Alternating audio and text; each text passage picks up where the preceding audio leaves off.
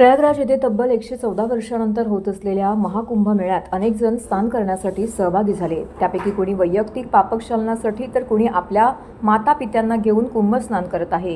पण संग्राम फाउंडेशन आणि जयहित अभियानाचे पदाधिकारी मात्र देशाच्या स्वातंत्र्यासाठी आपले सर्वोच्च बलिदान देणाऱ्या ज्ञात अज्ञात हुतात्म्यांना कुंभ स्नानाचे पुण्य मिळवून देण्यासाठी या कुंभ मेळ्यात सहभागी होणार आहेत।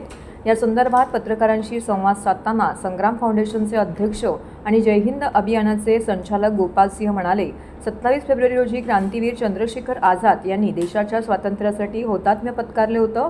चंद्रशेखर आझाद यांच्यावर ज्या ठिकाणी कमला नेहरू यांनी अंत्यसंस्कार केले त्या ठिकाणी जय हिंद अभियानाचे सल्लागार आणि ज्येष्ठ अभिनेते मुकेश खन्ना यांच्या हस्ते वृक्षारोपण करण्यात येईल। यावेळी चंद्रशेखर आझाद पुरस्कारानेही काही नामवंतांना गौरवण्यात येईल।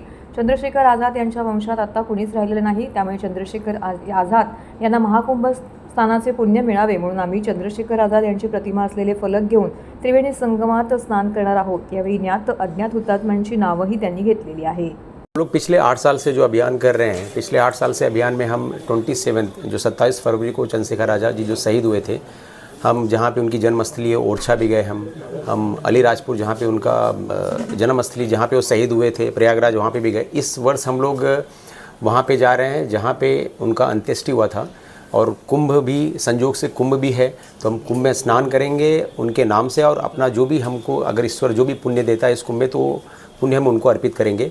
और पिछले 8 वर्षों से जो जैसे मैंने आपको बताया हुआ है कि इस अभियान के तहत हम उन क्रांतिकारियों को शहीद का दर्जा दिलाना, उन्हें भारत रत्न दिलाना, इन सारी वजहों पे हम काम कर रहे हैं। तो इसी वजह से इस बार 27 फेब को हम प्रयागराज में 7-8 साल पहले हम लोगों ने ये प्रयास किया था कि जो भी स्वतंत्रता सेनानी थे हमारे, इस समय उनकी क्या स्थिति है या उनके घर वालों की क्या स्थिति है या सरकारी दस्तावेजों में वो क्या स्थान रखते हैं, तो सारा कुछ पता करने दौड़ भाग करने के बाद जितना स्वतंत्रता सेनानियों के घर तक हम जा सकते थे, वहाँ तक जाने के बाद हमें ये पता चला कि उनमें से लगभग सभी ऐसे फ्रीडम फाइटर जिन्हें फांसी हुई है या अंग्रेज़ों के द्वारा वो शहीद किए गए हैं, उन्हें शहीद का दर्जा नहीं मिला हुआ है।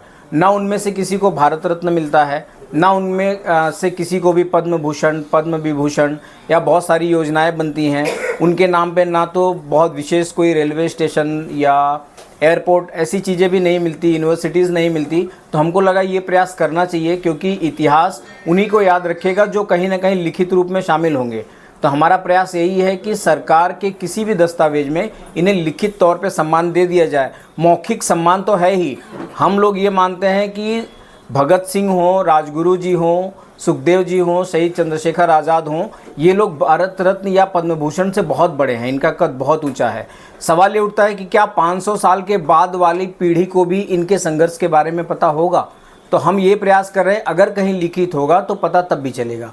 यही उद्देश्य है जय हिंद अभियान को। चंद्रशेखर आज़ाद जी शहीद हुए थे अल्फ्रेड पार्क में, जो अब आज़ाद पार्क के नाम से जाना जाता है। तो 27 फरवरी को हम लोग हर वर्ष कुछ न कुछ अभियान का हमारा ये मुख्य तारीख बन चुका है।